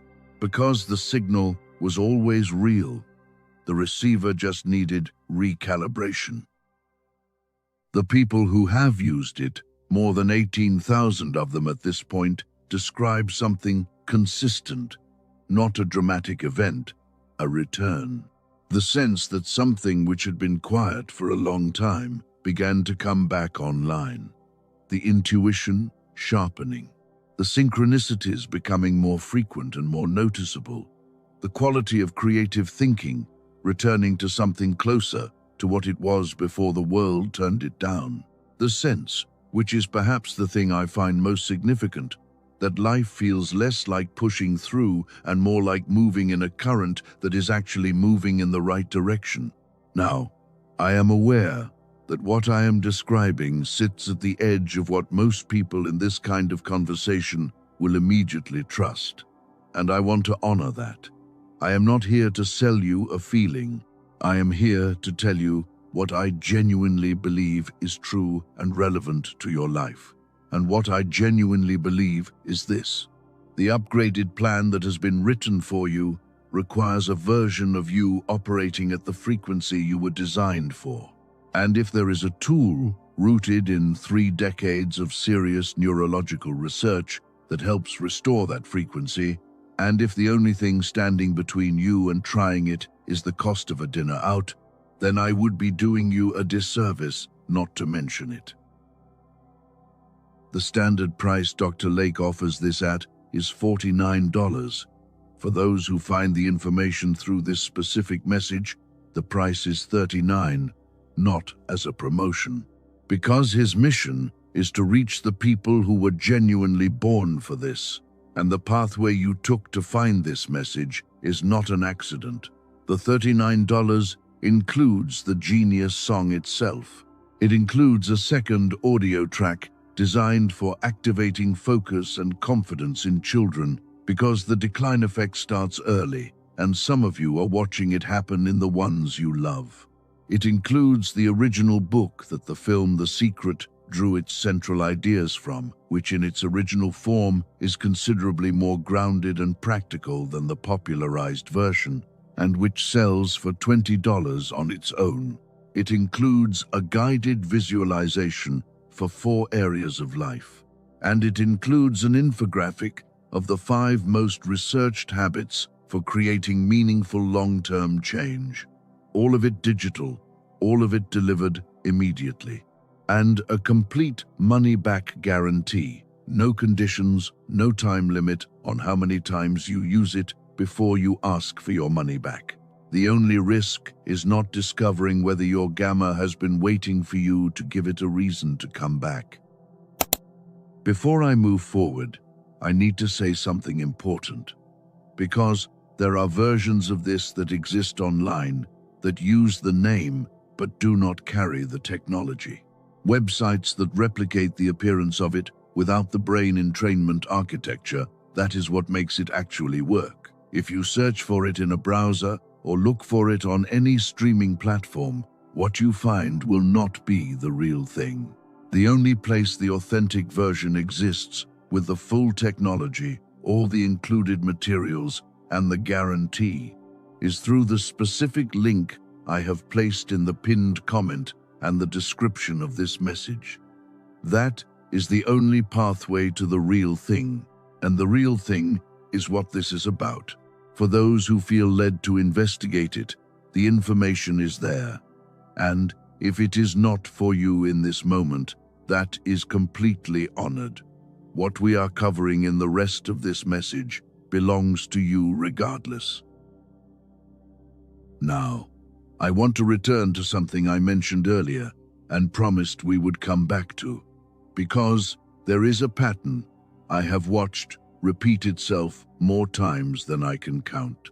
A pattern so specific, so predictable in chosen ones who are stepping into seasons of expansion that I believe naming it out loud before you encounter it is one of the most important things I can do for you in this message. The upgrade is real. The 3 domains are moving. The frequency is being restored. The plan has been rewritten. Everything I have described is already in motion. And here is where most chosen ones quietly, without meaning to, without even fully realizing it is happening, begin to dismantle from the inside what heaven just finished building. Not because they are weak, not because they are faithless, because there is a pattern operating underneath the surface of their choices that has been there for a very long time, protecting them from something, and that protection mechanism does not know how to turn itself off when the threat is no longer danger, but opportunity. There are 2 expressions of this pattern, and in the next part of this conversation, I am going to name them both, walk you through the psychology underneath each one, and give you specific tools for recognizing them before they cost you what has just been prepared. Because the upgrade can be received completely, but it requires something of you that is different from what the formation required. The formation required you to endure. What comes next requires something else, and I want to make sure you know exactly what that is before the door finishes opening.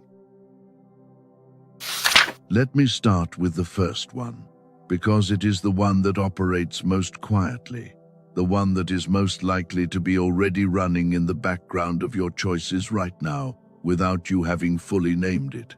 The pattern is called self-sabotage, and I want to give you the real psychology underneath it before I give you anything else. Because if you only hear the name, you will assume it is about weakness, about failure, about something being wrong with you at a fundamental level. And none of that is accurate. And carrying that inaccurate interpretation of what is happening is part of what keeps the pattern in place. Here is what self-sabotage actually is. It is a protection mechanism, a very old one that was built by a part of you that learned, usually through repeated painful experience, that good things do not stay. That when something promising arrives, what follows its arrival is often a disappointment that costs more than if the good thing had never arrived at all. And so that part of you, the part that learned that lesson and took it seriously, made a decision somewhere along the way, a decision that was actually quite rational given the information it had at the time. The decision was this: if I remove the good thing before it gets taken from me, I control the loss. If I end it first, the ending is mine. And somehow, something in the nervous system decided that a loss that belongs to you is survivable in a way that a loss that happens to you is not. That is not weakness. That is a very understandable response to a history that taught a very specific lesson. But here is the problem. The mechanism that protected you in the season where you needed protecting is still running in a season where it is now costing you what was prepared. The guard that kept you safe when the walls were necessary is still standing at the gate in a season where the walls need to come down. And because the mechanism operates below the level of conscious decision, you often do not realize it is running until after the damage has been done. Until after you have picked the fight, or pulled back, or created the distance, or found the reason to disqualify the good thing. And then you stand in the aftermath of it feeling confused about why you keep doing this when you can see clearly that you do not want to. You have watched yourself do this. I know you have, because it is one of the most consistent patterns in people who carry a chosen one calling and a history of unmet waiting. The relationship that was becoming what you prayed for, and then something shifted in you, and the energy changed, and the distance grew, and you could not fully explain why. The opportunity that arrived, and instead of stepping toward it fully, you began to find the reasons it probably would not work out.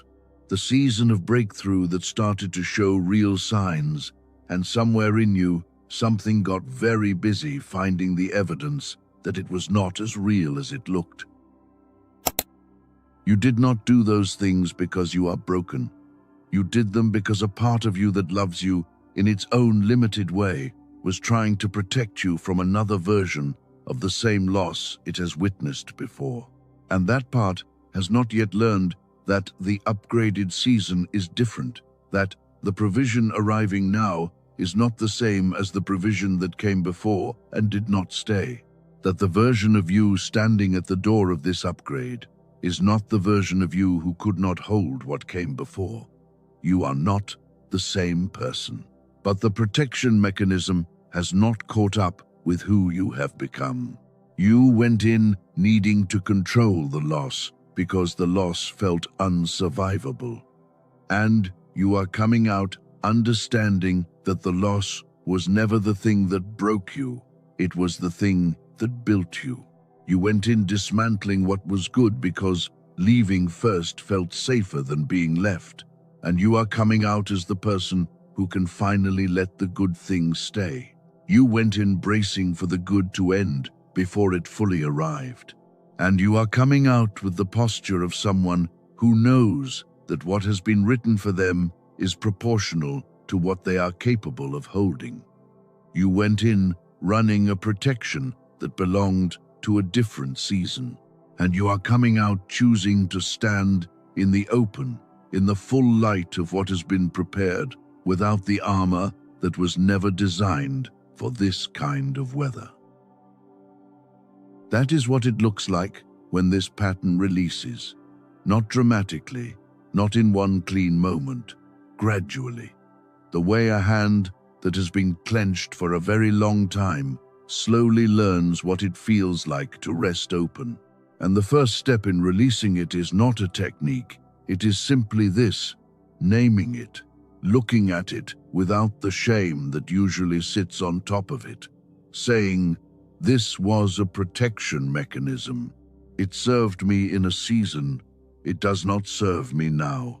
And I am choosing, in this moment, to let the version of me that does not need that protection anymore be the one who makes the decisions from here." Now the second pattern, and this one is subtler. It does not always announce itself as a problem. It often announces itself as wisdom, as discernment, as the careful and responsible assessment of whether a good thing is really as good as it seems. It is the fear that most people would never call fear, because it is not the fear of failure, it is the fear of success. Specifically, the fear of being seen in success. Here is what it sounds like on the inside. What if I step fully into what is being prepared, and I discover that I am not who I have been presenting myself as? What if the upgrade becomes visible to the people around me, and visibility creates a kind of scrutiny that finds me out? What if the expanded version of my life attracts attention that I do not know how to hold? What if I get to the level that has been described, and the person who shows up there is not the person heaven saw when it decided to write the upgraded plan? What if I am, underneath everything, not as ready as this message says I am? I want to say something about that internal voice. I want to say it carefully, and I want you to hear it clearly. That voice is not your enemy. That voice is evidence of your intelligence, and here is why. The chosen ones who have crashed spectacularly, the ones whose stories serve more as warnings than as inspiration, were almost universally the ones who felt no weight when they stepped into a larger calling, who had no internal voice asking whether they were ready, who moved into the expanded season with a confidence that had no self-awareness underneath it. The absence of that questioning voice is not strength. It is a sign that the person does not understand the weight of what they are being handed. Your questioning voice is healthy. Your fear of stepping into visibility without the full interior preparation to hold it is an accurate reading of the stakes. That fear does not disqualify you. It proves that you understand what you are being trusted with. And the person who understands the weight of something is always the more trustworthy carrier of it than the person who picks it up without feeling how heavy it is. The fear of visibility is not a sign that you are not ready. It is a sign that you are wise enough to know that readiness requires more than desire. It requires the very formation that this entire conversation has been describing. And that formation, the wilderness faithfulness, the hidden years, the costly weeks like the one you just walked through, is precisely what addresses the thing your fear is worried about. The fear asks, what if I am not enough for what is coming? And the answer is not to dismiss the question. The answer is, look at what was built in you to meet it. You did not arrive at this moment by accident. You arrived here through a process that was specifically calibrated to produce the version of you that can carry what is being asked. The fear is legitimate, and it is not the loudest voice in the room anymore, because underneath it, deeper than the fear, is the knowing that you have been in formation for exactly this, and that knowing is what you stand in, not instead of the fear, alongside it. Carrying the fear the way a spiritual warrior carries weight, not pretending it is not there, moving forward anyway. And now, I want to give you something I want to say directly to you, with the full weight of everything we have covered together in this conversation. You are allowed to outgrow the version of yourself that needed everything to feel safe before it could move. You are allowed to be visible without having to earn the right to be seen first. You are allowed to receive the upgraded plan without immediately looking for the reason it is probably not as real as it appears. You are allowed to be the person who gets the upgrade, not the person who watches others get it and cheers from the sidelines. The person who steps into it themselves. You are allowed to let the good things stay, to stop the mechanism that has been removing good things before they could be taken, to stand in the open and let what was prepared actually land. You are allowed to carry a larger calling than the one that felt manageable in a smaller season. You are allowed to grow into the scope rather than shrinking the scope to fit who you used to be. And you do not owe anyone an apology for becoming who God always intended you to be. Not the people who are comfortable with the previous version. Not the relationships that preferred you smaller. Not the version of yourself that got used to waiting. You do not owe any of them a smaller you in exchange for their comfort. Now I want to give you 3 tools, specific ones, things you can actually use, not just ideas to carry. Because everything we have covered today is real, and it has weight, and it matters. And real things require real practices to integrate. So here is what I want to give you. The first is what I am calling the upgrade audit. This is a 5-question inner reflection I want to walk you through right now. You do not need anything in your hands. You do not need to write anything down. I just want you to listen to each question and let your interior answer it honestly. Let the answer arrive on its own. Do not force it. Do not edit it before it forms. Just listen and let what is true surface. The first question is this: what did you do this week that cost you something real and that you received nothing visible in return for doing? Let that surface in you for a moment. The second question: where did you stay this week when leaving would have been the easier and arguably the more reasonable choice? Where did you hold ground when releasing would have felt like relief? The third question: what did you honor in private this week? Something that required nothing from you publicly, something that only you and heaven know happened.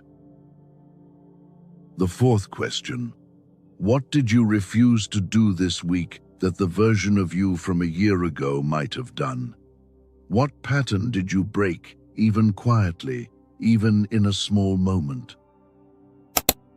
And the fifth question: where in your week did you choose to trust the process in a moment that had no audience and no reward and no immediate confirmation that the trust was justified?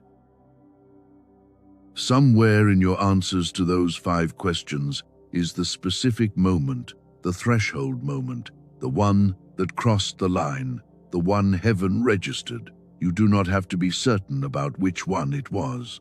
But if one of those answers carries a slightly different weight than the others, if one of them sits in your interior with a quality of significance that feels distinct, pay attention to that. That is likely the one. That is your lion and bear moment. That is what was weighed. The second tool is what I am calling the receiving protocol. 3 steps. For the moment when the upgrade begins to express itself in visible ways. Because, as I said earlier, receiving is a skill. And most people have not practiced it. They have practiced enduring. They have practiced waiting. They have practiced staying faithful in the absence of evidence. But the moment the evidence begins to arrive, a different kind of skill is required. And here is what it looks like. Step 1 is to recognize it. When something good arrives, a door that opens, a connection that surfaces, a provision that comes through an unexpected channel, name it out loud in your interior. Not for anyone else to hear, just for you. Say, this is the upgrade expressing itself. I recognize what this is. This is not a coincidence. This is not luck. This is the Shalam settlement being released. Name it, because the thing you name, you receive more fully than the thing you allow to pass by unacknowledged. Step 2 is to remain. Before you immediately act on what arrives, before you begin managing and strategizing and planning your response, give it 24 hours of simply existing.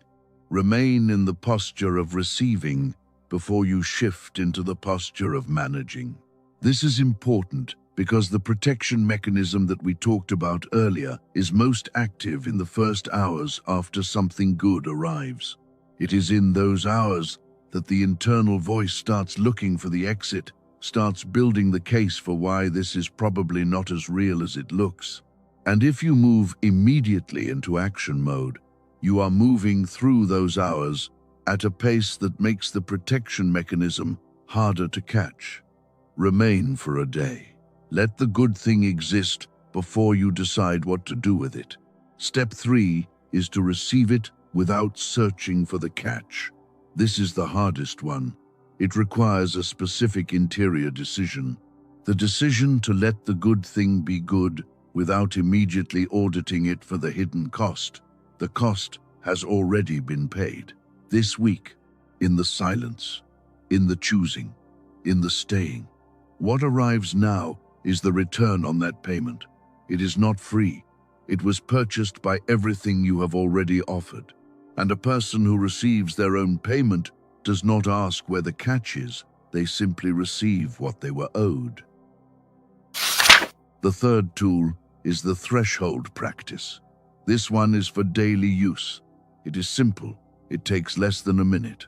And its purpose is to anchor you in the identity of the upgraded version of you each day before the world has a chance to talk you back into the previous version.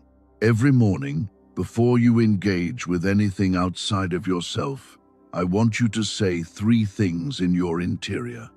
Not out loud necessarily, just in the space of your own awareness, wherever you are, before you begin moving through the day. The 3 things are these. I am the upgraded version of what God planned. I receive what has been prepared for who I became this week. I do not shrink the plan to fit my comfort. I grow to meet what was built for me. That is it. 3 sentences. Every morning. Not as a performance, not as an affirmation you are trying to make yourself believe, as a remembering.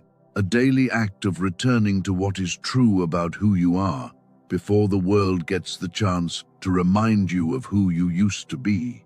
The threshold practice is not about positive thinking. It is about accurate thinking. It is about aligning your daily starting point with the reality of what has already been decided about your life. And in the evening, one question, just one. Where did I demonstrate threshold-level faithfulness today? Not to grade yourself, not to judge whether you passed, just to keep the eyes of your awareness oriented toward what actually matters in a day. Because what you track, you tend to produce more of. And the quality of daily faithfulness is what keeps the upgraded plan moving forward rather than stalling in the gap between what was written and what was received. Before I give you the final word on all of this, I want to tell you about someone, not by name, but in enough detail that you can feel the truth of it. About 9 months ago, a man came through a season that I believe mirrors something about what you are carrying. He had been building something for 2 years, something he was genuinely called to build. A collaboration, a significant one, the kind that had required real sacrifice to construct and real faith to maintain across the months where the evidence of its value was not yet visible. And then, with almost no warning, the collaboration collapsed. Not through his failure, through circumstances entirely outside of his choosing. The thing he had given 2 years of faithfulness to was suddenly gone. And it was gone in a way that felt not just like loss, but like a verdict. Like the season of waiting had produced nothing but a more sophisticated version of the same disappointment he had navigated before. For 6 weeks, he sat in what he later described as the quietest interior he had ever inhabited. Not peaceful quiet, the quiet of someone who has nothing left to say because everything they might say has already been said and it did not change anything. He did not perform his faith in that season. He did not manufacture the appearance of trust. He simply held on to something that had very little to hold on to with a thread. The faintest remaining sense that the process was not finished, even though every visible indicator said it was. And he made one decision, not a dramatic one, a quiet interior one. The decision was, I will honor the weight of this without letting it become my identity. I will be faithful to what remains, even when what remains is almost nothing. I will not close my hands around what is gone. I will keep them open for whatever comes next. On the 43rd day, someone reached out. a person he had not spoken to in 4 years, not with condolences, not with sympathy, with an offer, a collaboration unlike anything he had been building before, larger in scope, more precisely aligned with the fullness of what he was actually called to do, coming through a channel he had not been watching, from a direction he had not been facing, at a moment when he was not reaching for anything. He was simply standing with open hands. The new collaboration did not replace what he had lost. It rendered what he had lost the necessary prerequisite for what he was now entering. He could not have been ready for what arrived on day 43 without having gone through the 42 days that preceded it. The faithfulness in the empty season was not wasted. It was the specific preparation for the specific thing that followed it. He proved himself in the silence before the invitation arrived in the noise. What you are doing right now is the same thing. Your 43rd day is either coming or it has already begun. And some of you, as I say that, feel something shift in your interior because you know which day you are on and you have been counting them without admitting it. I want to leave you with Ruth. Not the full story, just the part I want you to carry. Ruth was a woman who had every logical reason to stop. She had lost what she came with. She was in a country that was not her own. She had no guarantee, no visible promise, no clear indication that what she was walking toward was going to produce anything more than more of the same difficulty she had already been through. And she had the option to turn back. Her sister-in-law took that option, and Ruth did not judge her for it. She simply knew that it was not her option, that something in her was not finished with the direction she was already walking, and she kept walking. She could not have known that Boaz existed. She was not heading toward Boaz. She was being faithful to Naomi. She was honoring a commitment she had made in a season where honoring it cost her the safety of familiarity. She was doing the next right thing in a day that had no guarantee behind it. And the person who arrived in her life as a result of that faithfulness came from a direction she was not watching, with a provision she had not calculated, through a channel she had not built or strategized for. That is how the upgraded plan tends to arrive, not through the door you were standing at, through the door you were not watching, because you were too busy being faithful at the door that was already in front of you. And you have been faithful at that door. This week proved it. The upgraded provision is coming through a door you have not yet turned to face. And when it arrives, you will recognize it. Not because it looks like what you were expecting, because it will carry the quality of something that was specifically designed for who you actually are. Stay open, stay faithful, and get ready to turn and see what has been moving toward you while you were looking somewhere else.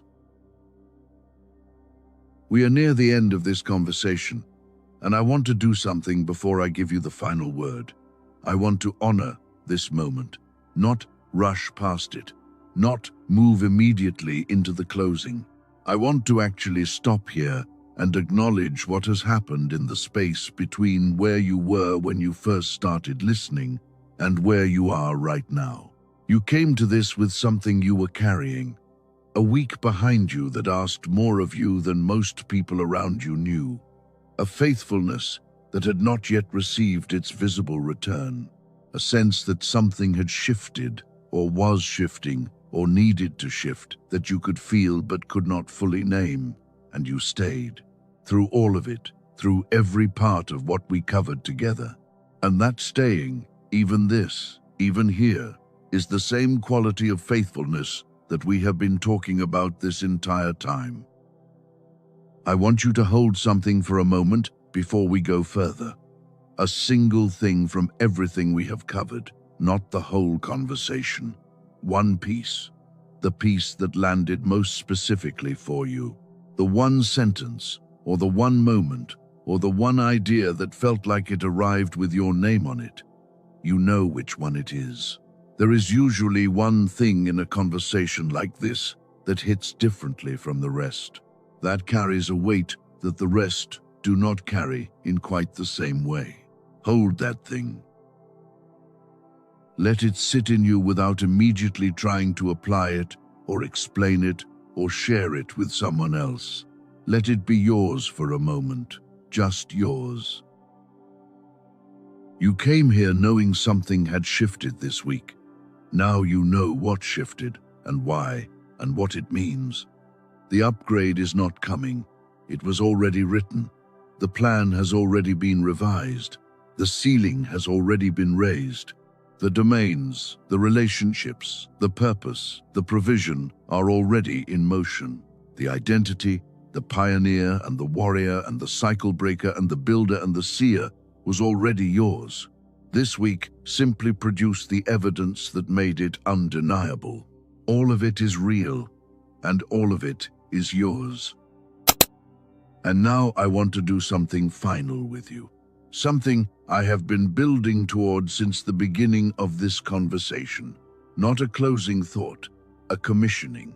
I want you to do something in your interior right now. Wherever you are, whatever position you are in, I am asking only for your attention on the inside. You do not need to move. You do not need to prepare anything. In your mind, I want you to picture yourself standing at a threshold, an actual doorway in the interior space of your imagination. On the side you are currently standing on is everything that has been, every season of waiting, every act of faithfulness that was offered without receiving its return, every choice that cost you something in the hidden place, every moment where you stayed when leaving would have been easier. All of it is behind you, not erased, not minimized, real and honored and significant and behind you. On the other side of that threshold is the upgraded plan. You cannot see all of it from where you are standing. That is fine. You are not meant to see all of it yet. You can see enough. You can feel the quality of it.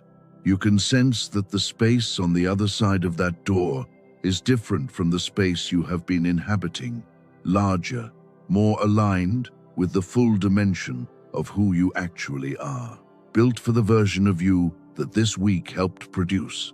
I want you to do one thing, just one. I want you to step through that doorway, not in your physical life right now, in your interior, in the space of your imagination and your spirit. Take the step. Let the version of you that carries the pioneer and the warrior and the cycle breaker and the builder and the seer be the one who moves through that door. Let the person who proved what they are made of this week be the one who steps into the space that was written for them. And now, let me speak something over you that I believe belongs to this moment. I hear the Father speaking to you right now, and this is what I hear him saying. You did not know, when you made the choices you made this week, that heaven was watching with the level of attention it was watching with. You were not performing for an audience. You were simply being who you are in the quiet of a week that asked a great deal from you. And that is exactly why what you did carried the weight it carried, because it was real. It was not manufactured. It was the genuine expression of who you have become across every season of formation that preceded this one. I did not upgrade your plan as a reward. I upgraded it as a recognition. I looked at who you are, and I saw what I made. And what I made is not ordinary. What I made is exactly what I intended when I designed you. For too long you have been living in a version of your life that was sized for your fear rather than for your calling. That version ends here. What I have written from this moment forward was written for who you actually are, not the smaller version that doubt produced, the full version that faithfulness revealed. Step into it, knowing who you are. I have already gone ahead to meet you there. You are a pioneer, The path you are walking has not been walked in exactly this way before. That is not a disadvantage. That is your assignment. You were made to go first so that others could follow. And the footprints you leave in the ground of your own faithfulness are the map that will guide people whose names you do not yet know. You are a spiritual warrior, and you have already proven it. The week that just passed was your battlefield, and you did not retreat. You did not collapse under the pressure or concede the ground or lay down what you had been given to protect. You held. And the holding was not passive. It was one of the most active and powerful things a person can do, and heaven honored it. You are a cycle breaker. What you refuse to repeat this week has already changed something in the line of people who come after you. You may never know the full extent of what that refusal set in motion. But in the places where it matters most, the trajectory has already shifted. The pattern you interrupted this week did not get to continue, and that interruption has consequences that reach further than you can see from where you are standing. You are a builder, and what you built this week, quietly and without fanfare, is a structure that the next phase of your life is going to rest on. The interior decisions, the standards you chose and held, the commitments you honored when you could have released them, all of it is now foundation. And heaven does not build on unstable ground. What is being constructed on top of what you laid down this week is proportional to the quality of what you laid. You are a seer. The fact that you recognized yourself in this conversation, the fact that something in you knew before I finished saying it that what was being described was you, is the gift operating exactly as it was designed to operate. The upgraded season you are stepping into is going to require exactly this quality of perception. The ability to see what is real before it is fully visible. To trust what you sense before it is fully confirmed. To navigate by an internal signal that is more accurate than the external data. That gift was given to you for this exact kind of terrain. You are equipped for what is coming. May every door that belongs to the upgraded version of your life open with a clarity that removes every question about whether you are supposed to walk through it. May every resource that has been repositioned in your direction arrive in a form that exceeds what your strategy could have produced on its own. May every connection that carries the language of where you are going make itself known to you in a moment when you are standing in the right place to receive it. May the faithfulness you offered this week be returned to you, not measure for measure, but with the Shalam margin, overpaid, with interest, in a form that makes the weight of the waiting look small by comparison to the weight of what was released in exchange for it.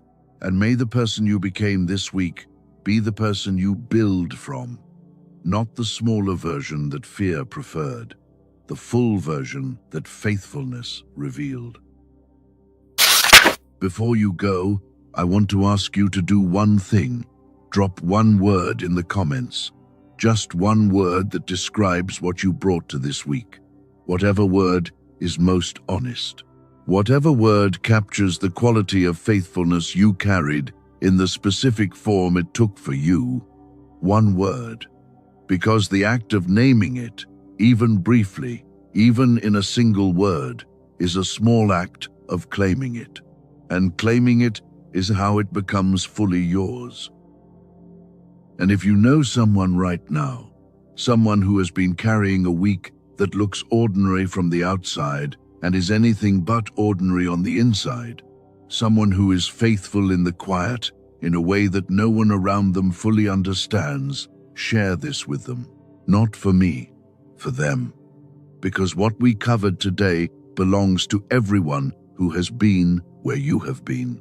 And some of the people closest to you are there right now, and they do not know that heaven is watching what they are doing in the hidden place. If what was said here found you at the right time, stay close. There is more coming that is specifically for this season you are in, and I want to make sure you are here to receive it when it does.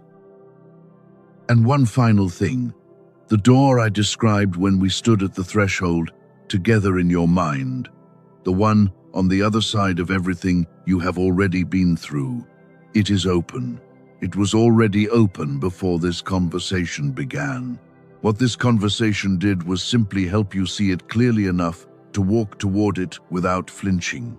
Go. The upgraded plan is already written. The ceiling has already been raised. The provision is already in motion.